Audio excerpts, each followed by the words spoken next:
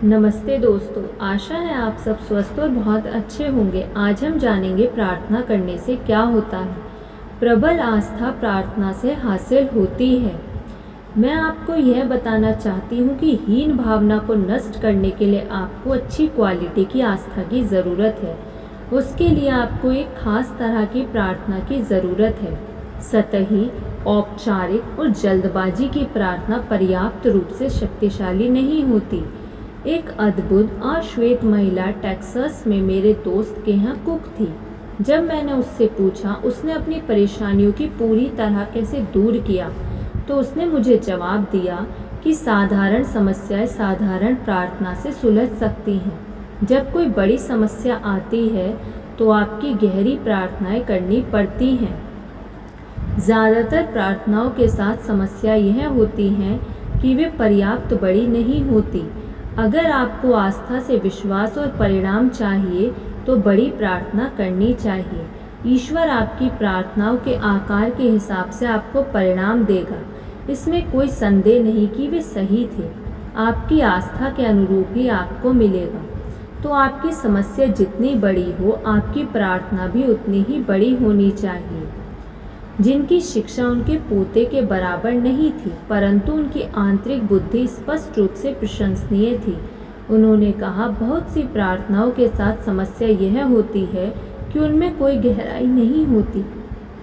अपनी प्रार्थनाओं को अपनी शंकाओं, अपने डरों, अपनी हीनताओं की गहराई में ले जाएं। गहरी और बड़ी प्रार्थना करें जिनमें पर्याप्त गहराई हो। इसके बाद आप में शक्तिशाली और महत्वपूर्ण आस्था विकसित हो जाएगी। किसी योग्य आध्यात्मिक सलाहकार के पास जाएं और उससे सीखें कि आपको किस तरह आस्था विकसित करनी चाहिए।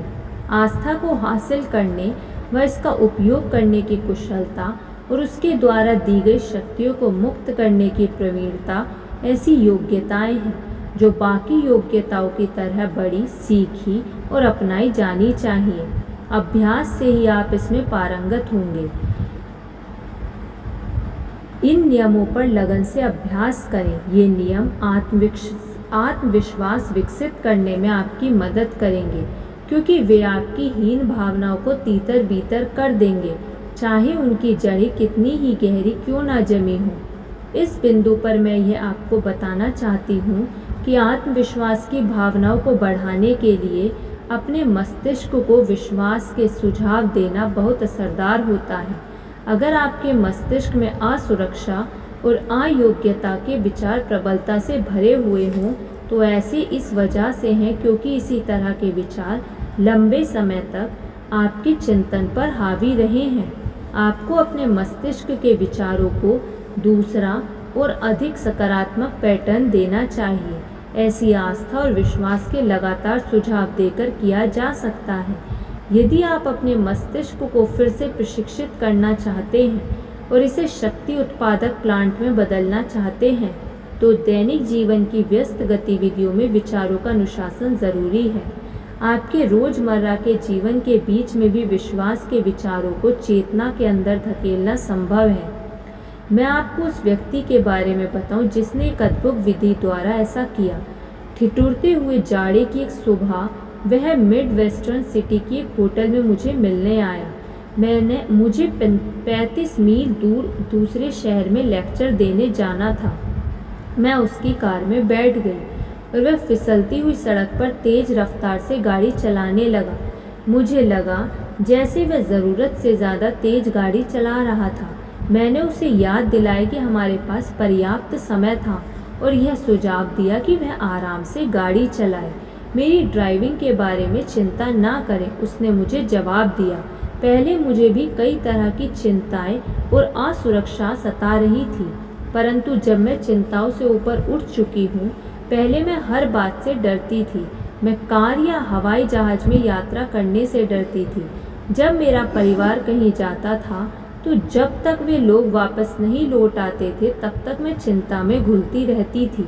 मुझे हमेशा यही लगता रहता था जैसे मेरे साथ कुछ न कुछ बुरा होने वाला है, और इस वजह से मेरा जीवन दुख से भर गया था। मुझ में हीन भावना बुरी तरह भरी हुई थी और मुझ में आत्मविश्वास की भारी कमी थी। मेरी मानसिक स्थिति का असर मेरे बिजनेस पर भी हुआ और मेरे बिजनेस की हालत दिनों दिन खराब होती चली गई। परंतु तभी मैंने एक ऐसी अद्भुत योजना बनाई जिससे मेरे दिमाग से असुरक्षा की सारी भावना निकल गई और अब मुझ में विश्वास की कोई कमी नहीं है। मुझे न सिर्फ अपने आप में विश्वास है बल्कि मुझे आम तौर पर पूरे जीवन में विश्वास है। और उसकी वह अद्भुत योजना क्या थी? उसने मुझे कार में विंड स्क्रीन के ठीक नीचे इंस्ट्रूमेंट पैनल पर लगे 2 क्लिप दिखाए। फिर उसने ग्लव कंपार्टमेंट में हाथ डाला और बहुत से छोटे कार्ड निकाले। उसने एक कार्ड को चुना और उसे क्लिप में फंसा दिया। उस पर लिखा था, अगर आप में विश्वास है तो आपके लिए कुछ भी असंभव नहीं है।